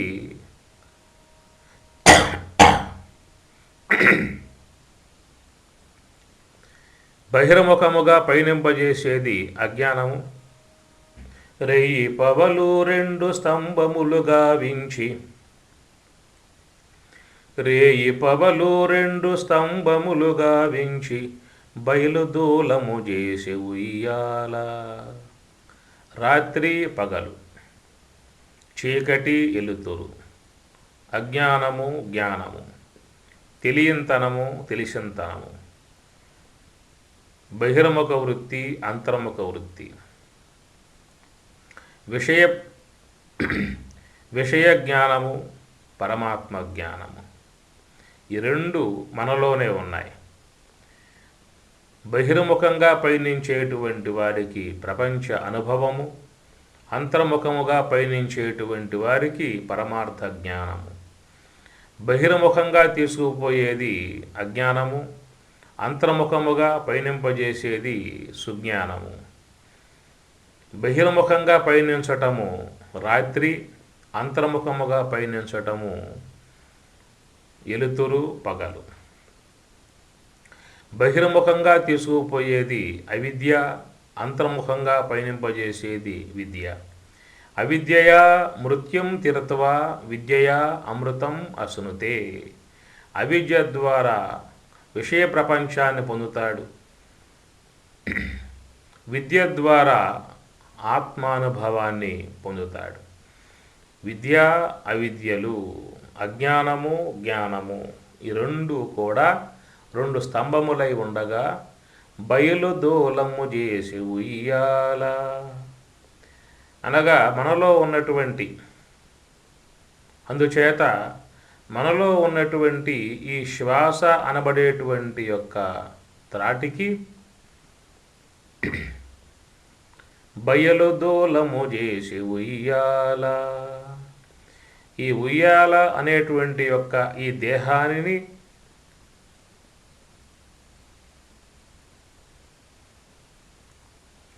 ఉచ్ఛ్వాస నిశ్వాసములు రెండు త్రాళ్ళుగా, ఉచ్ఛ్వాస నిశ్వాసములు రెండు త్రాళ్ళుగా త్రొట్టి నిలదీసెనే ఉయ్యాల. పంచకన్యలు గూడి పంచవేదము చదివి తొట్టి బట్టు పెనే ఉయ్యాల. ఉచ్ఛ్వాస నిశ్వాసములు రెండు త్రాళ్ళుగా మన ఈ శరీరమునందు నిరంతరముగా సంచరించేటువంటి ఈ శ్వాస రేచక పూరక, ఉచ్ఛ్వాస నిశ్వాస, బయటికి రావటము లోపలికి పోవటము, ఈ విధముగా ఉన్నటువంటి ఉచ్ఛ్వాస నిశ్వాసలే త్రాడుగా ఉండగా, ఈ త్రాళ్ళు అనబడేటువంటివి బయలు దూలము చేసే, బయలు అనబడేటువంటి యొక్క దూలానికి కట్టబడ్డాయి. బయలు అనగా సుషుమ్నాలో ఉన్నటువంటి చిదాకాశమునే బయలు అంటారు. ఆ చిదాకాశం, దాన్ని దహరాకాశము అన్నారు. దహర ఉత్తరేభ్య అంటుంది బ్రహ్మసూత్రము. దహరాకాశము అన్నా చిదాకాశం అన్నా ఒకటి. అట్టి ఆ సుషుమ్నా యందున్నటువంటి ఆ దహరాకాశము ఈ ఉచ్ఛ్వాస నిశ్వాసలకు ఆధారముగా ఉన్నది. శ్వాస పుట్టి వచ్చేటువంటిది ఎక్కడా అనంటే దహరాకాశము నుండి ఈ శ్వాస పుట్టి బయటికి వస్తూ ఉన్నది. కనుక ఆ దహరాకాశమే ఈ శ్వాసకు ఆధారముగా ఉన్నది. అట్టి ఆ శ్వాస అనబడేటువంటి త్రాళ్ళ చేత ఈ దేహముగు ఉయ్యాల తొట్టి కట్టబడి ఉన్నది. ఈ త్రాడు తెగిందా అనంటే ఈ తొట్టి కింద పడిపోతుంది. ఈ తొట్టియగు, తొట్టిగా చెప్పబడేటువంటి ఈ దేహము అటు ఇటు వ్యవహారము చేయటం, తొట్టిగా చెప్పబడేటువంటి యొక్క ఈ దేహము లోక వ్యవహారము చేస్తున్నది అని అంటే ఈ త్రాడు ఆధారంగా ఉండబట్టి, త్రాటి యొక్క ఆధారముతోనే ఈ దేహ వ్యవహారం అంతా కూడా కొనసాగబడుతూ ఉన్నది. కాబట్టి అట్టి ఆ తాళ్లతో కట్టబడి ఉన్నటువంటి యొక్క ఈ దేహము అటు ఇటు చక్కగా వ్యవహరిస్తూ ఉన్నది. పంచకన్యలు గూడి పంచవేదము చదివి తొట్టిబట్టు పెనే ఉయ్యాల. పంచకన్యలు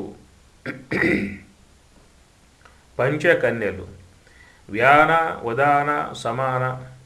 పంచకన్యలు వ్యాన ఉదాన సమాన ప్రాణ అపానవాయువులే ఈ పంచకన్యలు. ఈ పంచవాయువులు హంస యొక్క ఆశ్రయంలో ఉంటాయి. ఆ హంసయే పంచ విధములుగా పిలువబడుతూ ఉన్నది. మన శరీరమునందున్నటువంటి, ఈ దేహమునందున్నటువంటి పంచకన్యలు గూడి పంచవేదము చదివి తొట్టిబట్టు పెనే ఉయ్యాల. ఈ దేహమునందున్నటువంటి ఈ దేహమునందున్నటువంటి ఈ దేహమునందున్నటువంటి ఈ హంసయే మన శరీరములో 5 పేర్లతో పిలువబడుతూ ఉన్నది. వ్యాన, ఉదాన, సమాన, ప్రాణ, అపానములు. ఈ పంచకన్యలుగా ఉండి ఈ దేహ వ్యవహారాన్ని కొనసాగిస్తూ ఉన్నాయి. మన ఈ శరీరములో ఈ పంచవాయువులు గనక లేనట్లయితే దేహం నశింపబడుతుంది.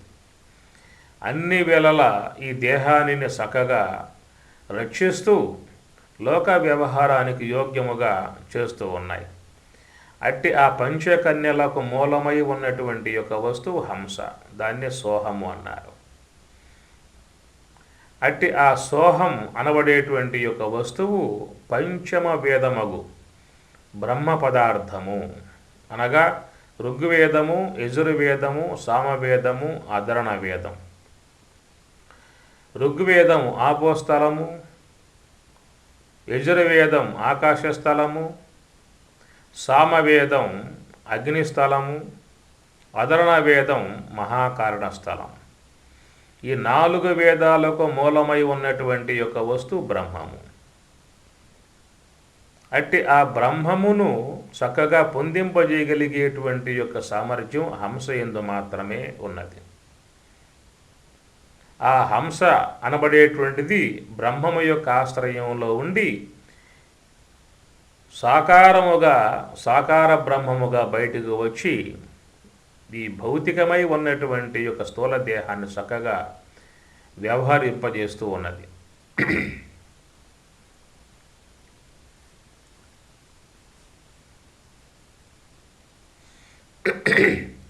పంచకన్యలు గూడి పంచవేదము చదివి తొట్టిబట్టు పెనే ఉయ్యాల. పంచమ వేదము ఋగ్వేదము, యజుర్వేదము, సామవేదము, అధర్ణ వేదము. ఋగ్వేదం ఆపోస్థలము, యజుర్వేదం ఆకాశస్థలము, సామవేదం అగ్నిస్థలము, అధర్వణ వేదము మహాకారణ స్థలం, వాయుస్థలము. ఈ 4 వేదములకు మూలమై ఉన్నటువంటి యొక్క వస్తువు బ్రహ్మము. అందుచేత ఉపనిషత్తులను వేదాంతములు అన్నారు. అనగా వేదముల యొక్క అగ్రభాగమై ఉన్నటువంటివి ఉపనిషత్తులు. ఉపనిషత్తుల ద్వారా తెలియబడేటువంటి యొక్క వస్తువు బ్రహ్మము. అట్టి ఆ బ్రహ్మము 5వ వేద స్వరూపం. వేద అనగా జ్ఞానం. విదజ్ఞానే, జ్ఞానము ద్వారానే బ్రహ్మము తెలియబడుతుంది. అట్టి ఆ జ్ఞానం ఉపనిషత్తుల ద్వారానే పొందాల్సి ఉంటుంది. ఈ 4 వేదములలో అగ్రస్థానములో ఉన్నటువంటివి ఉపనిషత్తులు. బ్రహ్మ గమయితీత్యుపనిషత్తు, బ్రహ్మమును పొందింపజేసేటువంటివి ఉపనిషత్తులు. అందుచేత ఆపోస్థలం ఋగ్వేదము, ఆకాశస్థలం యజుర్వేదము, అగ్నిస్థలం సామవేదము, వాయుస్థలం అధర్ణ వేదము. ఈ 4ంటికి అతీతమై ఉన్నటువంటి కైవల్య స్థలంలో ఈ 4ంటికి అతీతమై ఉన్నటువంటిది ఇన్ను 5వ స్థానముగు తురీయము, అది బ్రహ్మము. అట్టి ఆ బ్రహ్మమును చక్కగా పొందింపజేయగలిగేటువంటి యొక్క విధానం ఒక హంస యందు మాత్రమే ఉన్నది. ఆ హంస అనేబడేటువంటి యొక్క వస్తువు చక్కగా ఆ బ్రహ్మము యొక్క స్వరూప అవగాహన చేయగలిగేటువంటిదిగా ఉన్నది. కాబట్టి పంచకన్యలు గూడి పంచవేదము చదివి తొట్టిబట్టు పెనే ఉయ్యాల. అట్టి పంచవాయువులకు ఆధారమై ఉన్నటువంటి యొక్క హంస పంచమ వేదమగు శుద్ధ బ్రహ్మమును చక్కగా అధ్యయనం చేయగలిగేటువంటి విధానం, శుద్ధ బ్రహ్మ స్వరూపాన్ని తెలియజేయగలిగేటువంటి యొక్క సామర్థ్యం ఒక హంస యందు మాత్రమే ఉన్నది. సత్యలోకంపు జాడ హంసకెరుక, పరమార్థమై ఉన్నటువంటి స్వప్రకాశమై చేతనాత్మికమై నామరూపరహితమై సర్వాధారమై ఉన్నటువంటి యొక్క ఆ బ్రహ్మమును చక్కగా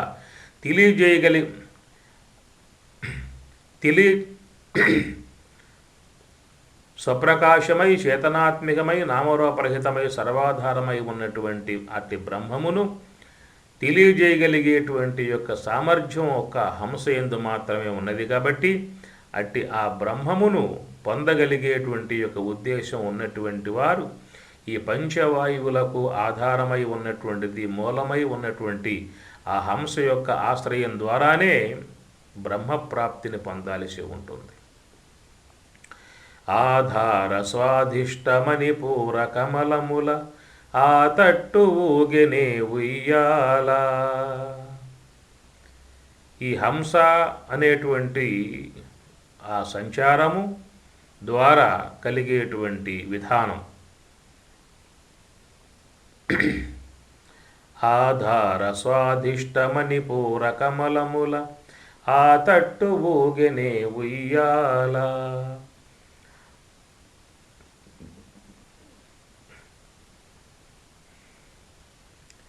ఆధార స్వాధిష్టమణి పూర కమలముల ఆ తట్టు ఊగెనే ఉయ్యాల. మూలాధార స్వాధిష్టాన మణిపూరక ఆధార స్వాధిష్టమణి పూర కమలముల ఆ తట్టు ఊగెనే ఉయ్యాల.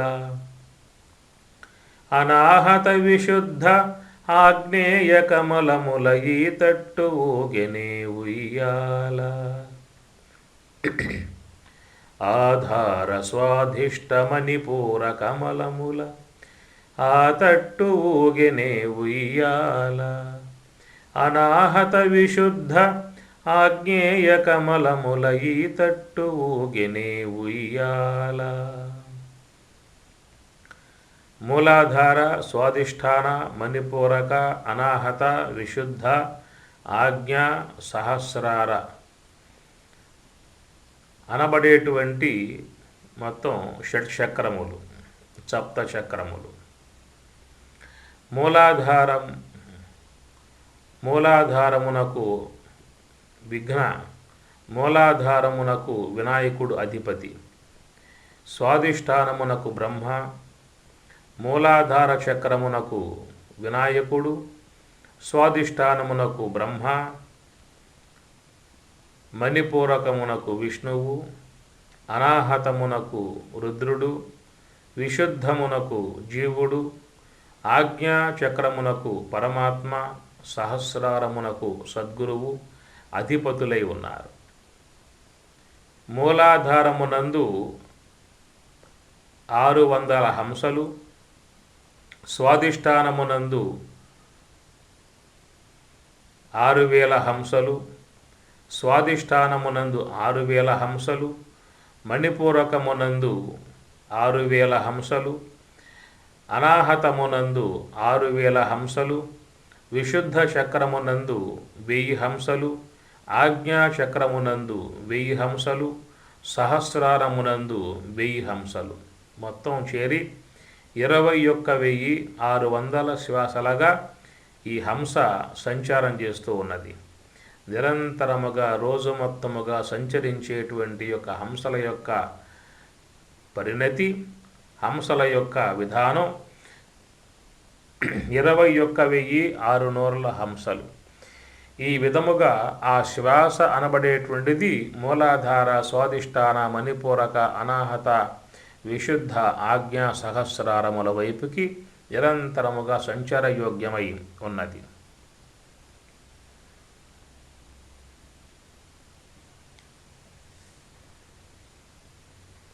మూలాధార స్వాధిష్టాన మణిపూరక అనాహత ఆజ్ఞా సహస్రారములు.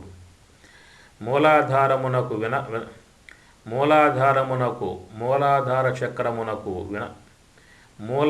చక్రమునకు వినాయకుడు, స్వాధిష్టాన చక్రమునకు బ్రహ్మదేవుడు, మణిపూరక చక్రమునకు విష్ణువు, అనాహత చక్రమునకు మూలాధార చక్రమునకు వినాయకుడు, స్వాధిష్టానమునకు బ్రహ్మ, మణిపూరకమునకు విష్ణువు, అనాహతమునకు రుద్రుడు, విశుద్ధమునకు జీవుడు, ఆజ్ఞాచక్రమునకు పరమాత్మ, సహస్రారమునకు సద్గురువు అధిపతులుగా ఉండగా ఈ హంస మూలాధారమునందు 6 నూర్లు, స్వాధిష్టానమునందు 6,000 హంసలు.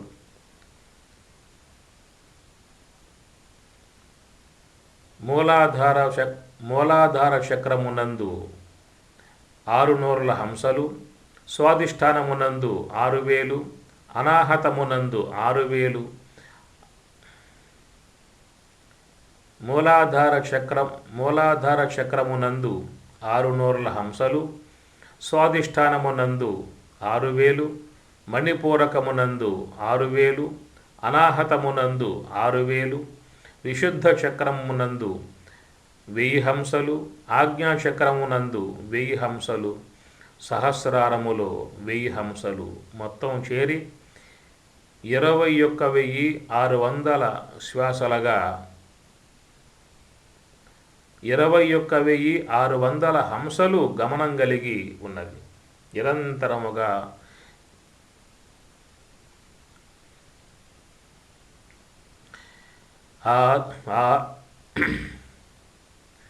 ఆ తట్టు ఈ తట్టు ఇరుతట్టు తానాయిలో తట్టు ఊగెనే ఉయ్యాల నాద బిందు 2.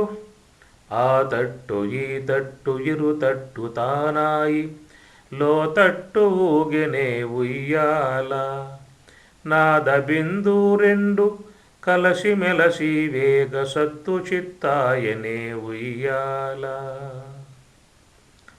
ఆ తట్టు ఈ తట్టు ఇరుతట్టు తానాయిలో తట్టు ఊగెనే ఉయ్యాల. మూలాధార, స్వాధిష్టాన, మణిపూరక, అనాహత, విశుద్ధ, ఆజ్ఞ, సహస్రారములు. ఈ విధంగా మన యొక్క హంస నిరంతరముగా అటు ఇటు ఇటు అటు సంచారం కలిగి ఉన్నది. నిరంతరముగా షట్చక్రముల యందు సంచరించేటువంటి ఆ హంస అంతర్ముఖముగా పయనించినప్పుడు లోతట్టు ఆ తట్టు ఈ తట్టు ఇరుతట్టు తానాయి లోతట్టు చూచెనే. ఆ తట్టు ఈ తట్టు ఇరుతట్టు తానాయి లోతట్టు చూచెనే ఉయ్యాల. ఈ విధముగా ఈ ప్రకారముగా షట్చక్రముల యందు సంచరించేటువంటి హంస ఈ విధముగా నిరంతరముగా షట్చక్రముల యందు సంచరించేటువంటి ఆ హంస లోతట్టు చూసెనే ఉయ్యాల. వ్యవహారములో ఉన్నప్పుడు స్వాధిష్టాన, మణిపూరక, అనాహత, విశుద్ధ, ఆజ్ఞ, మూలాధార, స్వాధిష్టాన, మణిపూరక, అనాహత, విశుద్ధ, ఆజ్ఞ, సహస్రార చక్రముల యందు సంచరించేటువంటి ఆ హంస అంతర్ముఖమైనప్పుడు లోతట్టు చూస్తూ ఉంటుంది.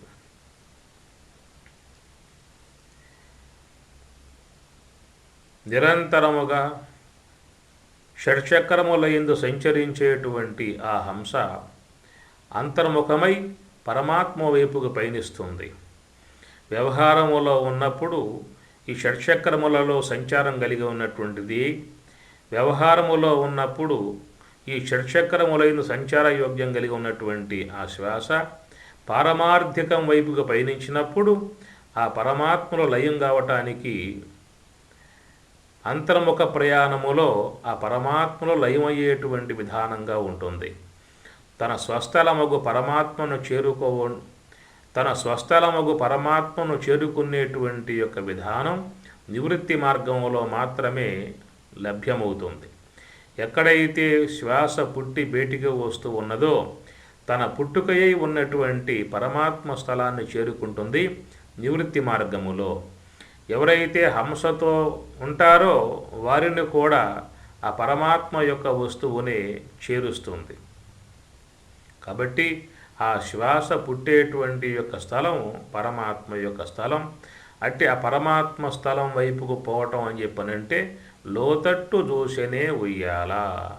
అంతర్ముఖులుగా పయనించేటువంటి విధానం గలవారు మాత్రమే సత్తు చిత్తులు 2 సమరసంబుగ చేసి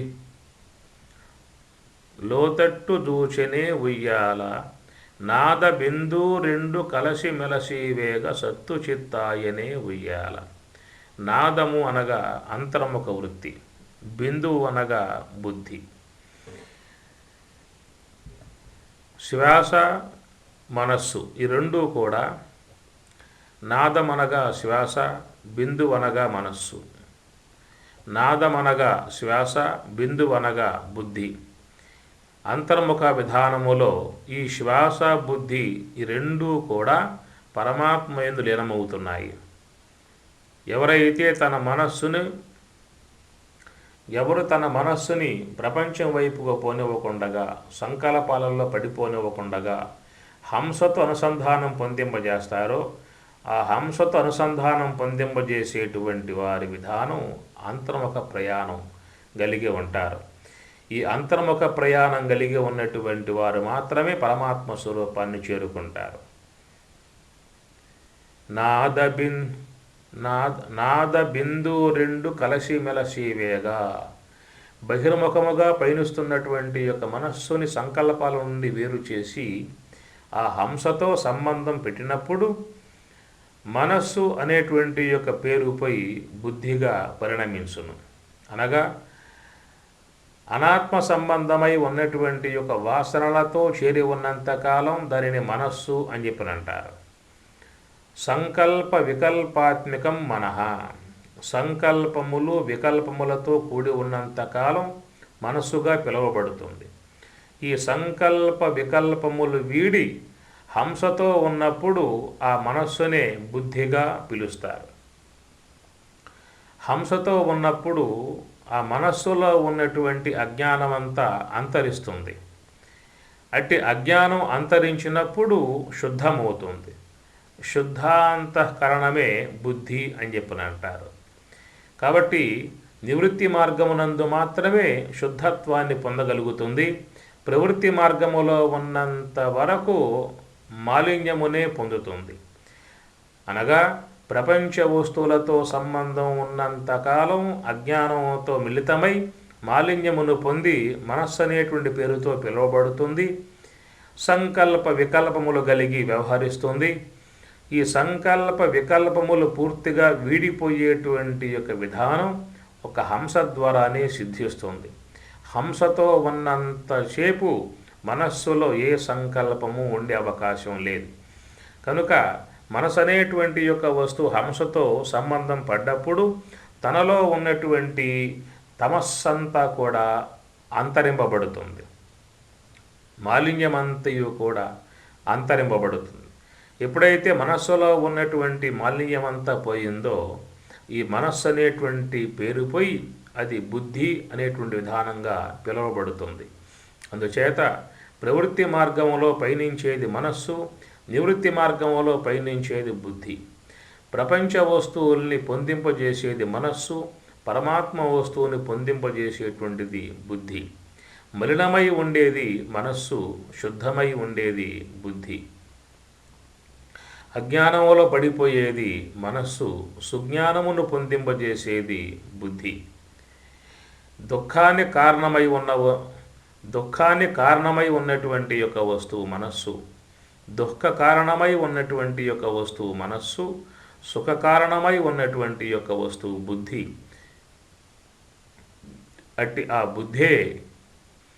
అట్టి శుద్ధమై ఉన్నటువంటి యొక్క బుద్ధినే బిందువు అంటారు. నాద బిందు రెండు కలసి మెలసి వేగ. శుద్ధ సాత్వికత్వంతో కూడి ఉన్నటువంటి యొక్క ఆ బుద్ధి హంసతో మిళితమై అంతర్ముఖమై పయనిస్తుంది. ఆ అంతర్ముఖ మార్గములో తురీయ యోగ సమాధిని పొందినప్పుడు సద్దు వస్తువుని పొందుతుంది. సత్తు అనగా ఉండుట. ఎల్లవేళలయందు ఉండేటువంటి యొక్క వస్తువు బ్రహ్మమే. ఈ విశ్వంలో ఉన్నటువంటివన్నీ కూడా నశ్వరములు. ఏదో ఒక రోజున అన్నీ కూడా అంతరింపబడేటువంటిది. కాలము చేత కల్పింపబడి ఆ కాలములోనే పయనించి తిరిగి మరలా ఆ కాలంలోనే అన్నీ కూడా చేరిపోతూ ఉన్నాయి. కాలానికి అతీతముగా విశ్వములో ఏవి కూడా లేవు. కాలానికి లోబడే ఉన్నాయి. కాబట్టి ఈ విశ్వములో ఉన్నటువంటివి అన్నీ కూడా అంతరింపబడేటువంటి యొక్క వస్తువులే. ఆ కాలానికి కూడా అధిష్టానమై ఉన్నటువంటి యొక్క వస్తువు పరమాత్మ కాబట్టి పరమాత్మను ఆ కాలం కబలింపలేదు. ఆ కాలం పరమాత్మలోనే ఏదో ఒక రోజున కలిసిపోతుంది. అందుచేత సద్దు వస్తువు సత్తనగా ఉండుట, ఎల్లవెల్ల యందు ఉన్నటువంటి యొక్క వస్తువు సద్దు వస్తువు. సత్తు చిత్తాయనే ఉయ్యాల అనగా నివృత్తి మార్గములో పయనిస్తూ ఆ యొక్క బుద్ధియగు నివృత్తి మార్గమునందు హంస యొక్క ఆశ్రయం ద్వారా నివృత్తి మార్గములో పయనించేటువంటి వారి యొక్క బుద్ధి ఆ శ్వాసతో కూడా బ్రహ్మమునందు చేరిపోతుంది. కాబట్టి యోగ సమాధిలో సత్తు చిత్తు అగు బ్రహ్మం ఒక్కటి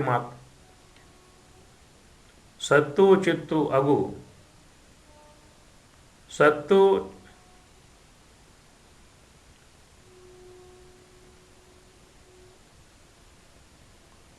సద్వస్తువు ఆ బ్రహ్మమునంది లీనమై ఉంటాయి.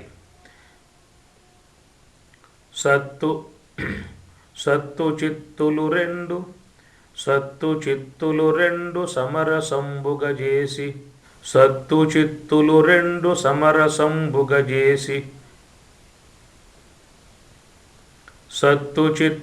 రెండు సమరసంబుగజేసి లోచూపు చూచెనే ఉయ్యాల.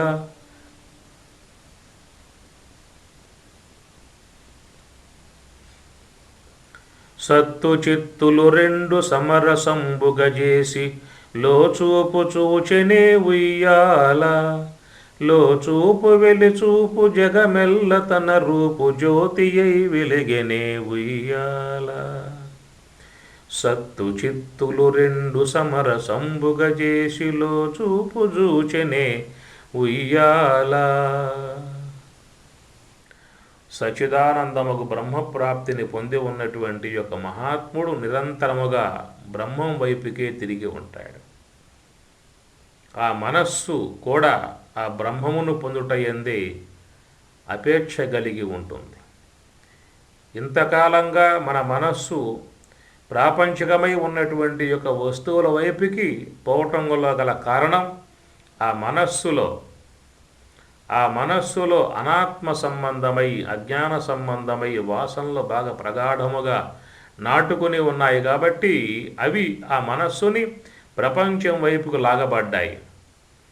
ఇప్పుడు బ్రహ్మము యొక్క అనుభవాన్ని పొందాడు కాబట్టి ఆ బ్రాహ్మీ సంబంధ దివ్య సంస్కారం కలిగి ఉన్నటువంటి యొక్క ఆ మనస్సు అంతర్ముఖమై పయనిస్తుంది. కాబట్టి నిరంతరముగా సత్తు చిత్తు నిరంతరముగా సచిదానందమై ఉన్నటువంటి యొక్క ఆ బ్రహ్మం వైపుకే నివృత్తి మార్గం వైపుకే తిరిగి ఉండి ఆ లోన ఉన్నటువంటి ఆ బ్రహ్మము యొక్క దివ్యానుభవమునందే లీనమై ఉంటాడు. లో చూపు వెలిచూపు జగమెల్ల తన రూపు జ్యోతియై వెలిగెనే ఉయ్యాల. కనుమోసిన కనుదెరచిన ఘన సచ్చి సుఖమయాత్మ. పలుమార్లు ఆ బ్రహ్మము యొక్క దివ్యానుభవాన్ని పొంది ఉన్నటువంటి యొక్క బ్రహ్మజ్ఞాని బయట ఉన్న లోపల ఉన్న నిరంతరముగా ఆ బ్రహ్మమునే వీక్షిస్తూ బ్రహ్మము యొక్క ఆనందముతోనే ఆయన రమిస్తూ ఉంటాడు. ప్రశాంత మనసంహీనం యోగినం సుఖం ఉత్తమం ఉపైతి శాంత రజసం బ్రహ్మభూతం అకల్మషం. బ్రహ్మభూతం బ్రహ్మము యొక్క స్వరూపమే తానై ఆ బ్రహ్మమే తానై ఉన్నటువంటి యొక్క అతడు బయట వ్యవహారములో ఉన్న అంతర్ముఖుడై ఉన్న నిరంతరముగా ఆ బ్రహ్మానందముతోనే విరాజిల్లుతూ ఉంటాడు. ఓం సహనాభవతు సహనౌ భునక్తు సహ వీర్యం కరవావహై తేజస్వినావధీతమస్తు మా విద్విషావహై. ఓం శాంతి శాంతి శాంతి.